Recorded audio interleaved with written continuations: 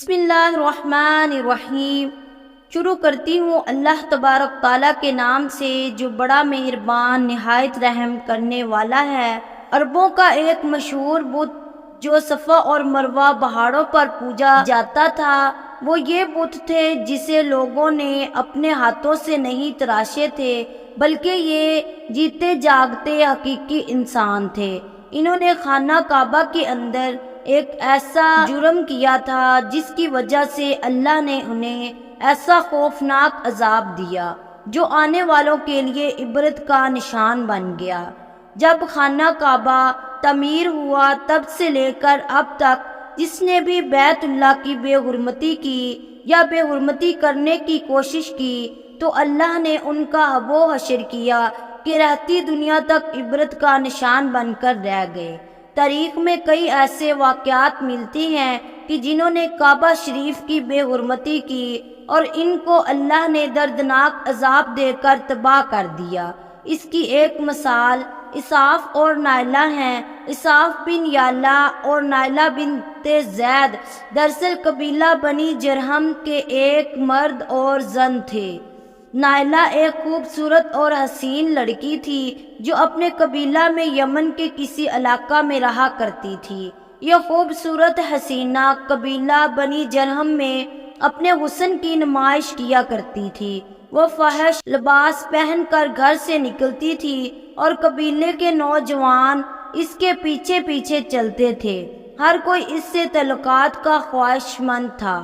انہی لوگوں میں قبیلے کے سردار کا بیٹا بھی شامل تھا جس کا نام اسحاق بن یعلا تھا۔ اسحاق اور نائلہ آپس میں محبت کر بیٹھے اور یہ محبت بہت ہی جلد خباثت میں بدل گئی۔ انہوں نے آپس میں ناجائز تعلقات قائم کر لیے اور جب کبھی موقع ملتا تو دونوں زنا میں مشغول ہو جاتے۔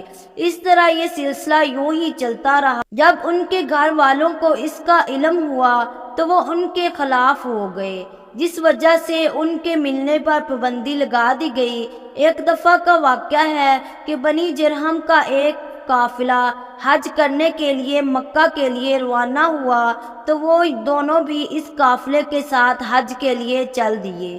قافلہ مکہ پہنچا اور یہ حج کے ایام تھے۔ انہی دنوں کا واقعہ ہے کہ ایک روز کعبہ میں لوگوں کی تعداد بہت ہی کم تھی اور آس پاس کوئی بھی موجود نہ تھا، لہذا شیطان نے ان کے دلوں میں وسوسہ ڈال دیا۔ وہ دونوں خانہ کعبہ میں داخل ہو گئے اور اس تنہائی کے عالم میں زنا کرنے لگے۔ ان کے اس خبائث اور کعبہ کی بے حرمتی پر زمین اور آسمان کانپ اٹھا، سمندر کی موجیں جوش مارنے لگی اور اللہ تعالیٰ کی طرف سے عذاب نازل ہو گیا۔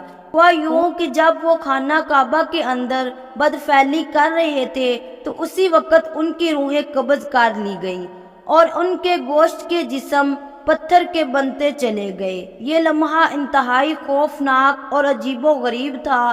دو زندہ انسان عذاب الہی کے تحت اب پتھر کے بن چکے تھے۔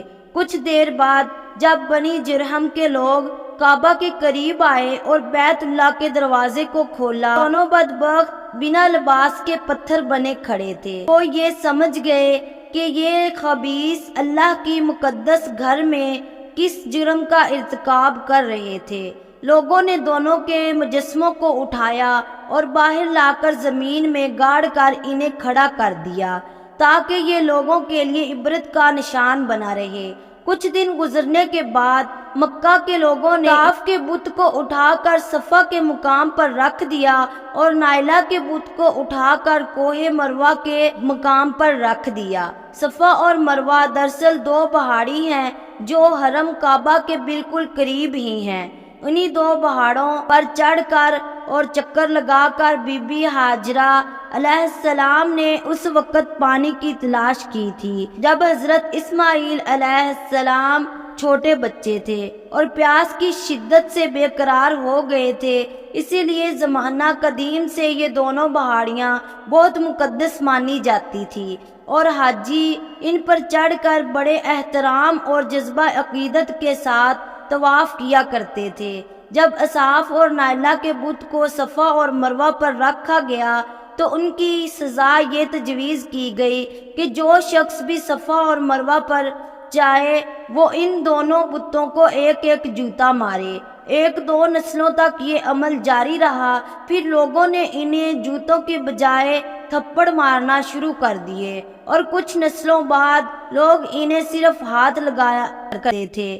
اسی طرح وقت گزرنے کے ساتھ ساتھ لوگوں نے ان سے عبرت حاصل کرنا کم اور ان کی تعظیم زیادہ کرنے لگے، یہاں تک کہ ایک وقت ایسا آیا کہ عربوں نے جہالیت کی بنا پر ان کو محبت کی علامت قرار دینا شروع کر دیا، اور قبیلوں میں ان دونوں کے عشق کی داستانوں کو فخر سے بیان کیا جانے لگا۔